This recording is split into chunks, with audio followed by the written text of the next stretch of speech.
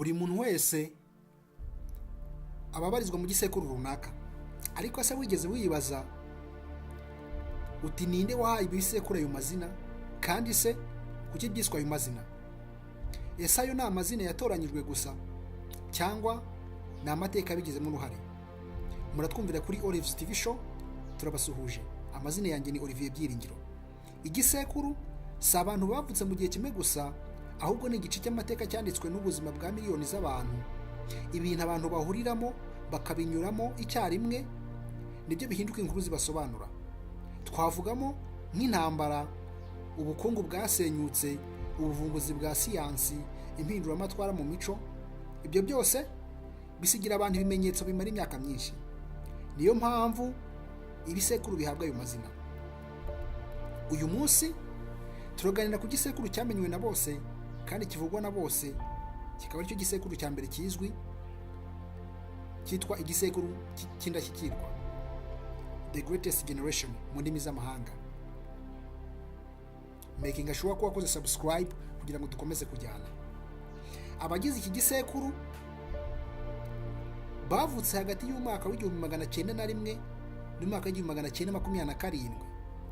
Ibi bisobanuye ko umuntu wese wavutse hagati y'imyaka ari umunyamuryango w'iki gisekuru. Gusa benshi muri abo ntibakiriho. Abo ubwana bwabo ntibwaranzwe n'ubuzima bworoshye, ahubwo bakuranye no kutamenya icyo ejo hazaza habo hari habateganyirije. Hanyuma haza kimwe mu bihe bikomeye by'ihungabana ry'ubukungu isi igeze ibona. Ihungabana rikomeye ry'ubukungu ari naryo ryitwa the Great Depression mu ndimi z'amahanga. Kuri ibyo bihe ibigo byinshi byarasenyutse, amabanki arahomba,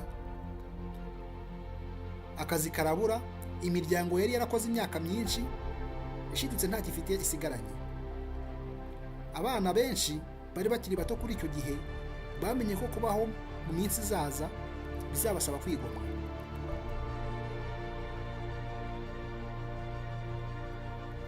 Nyuma isi itaranakira ibikomere by'ubukungu, ahagana mu mwaka w'1916 ubwo abavutse kuri kiriya gihe bari biteguraga kongera kuzahuka bakongera bagatera imbere, hongeye haza ikibazo gikomeye cyane, aribwo intambara y'isi ya kabiri yatangiraga. Isi itaranakira ibikomere by'ubukungu baciye mu kibazo cy'intambara. Abasore benshi basize ingo zabo bajya kurwanira ibihugu byabo. Abagore batangira gukora mu nganda, mu bitaro no mu yindi mirimo ku rwego rutigeze rubaho na mbere.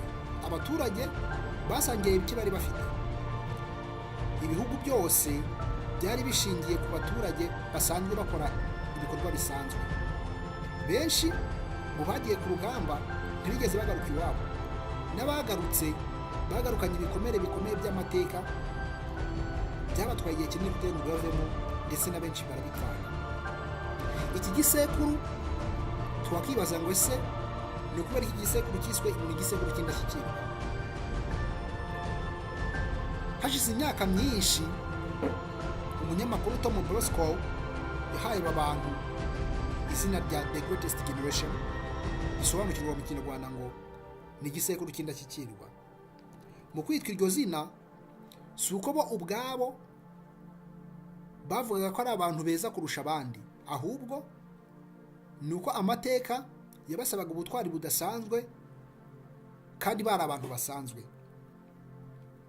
Aba nibo bongeye kubaka imijyi minini yari yarasenyutse mu gihe cy'intambara, bazahura ubukungu, bahanga amahirwe y'abana babo, kandi bafasha kubaka isi ya none. Inkuru yabo itwigisha isomo rikomeye. Igisekuru ntigisobanurwa n'imyaka abantu bavukiyemo gusa, ahubwo kinasobanurwa n'ibihe bikomeye abantu bahuriyeho. Niyo mpamvu buri gisekuru kigira umwihariko wacyo, indangagaciro zacyo, ibibazo byacyo, inkuru yacyo.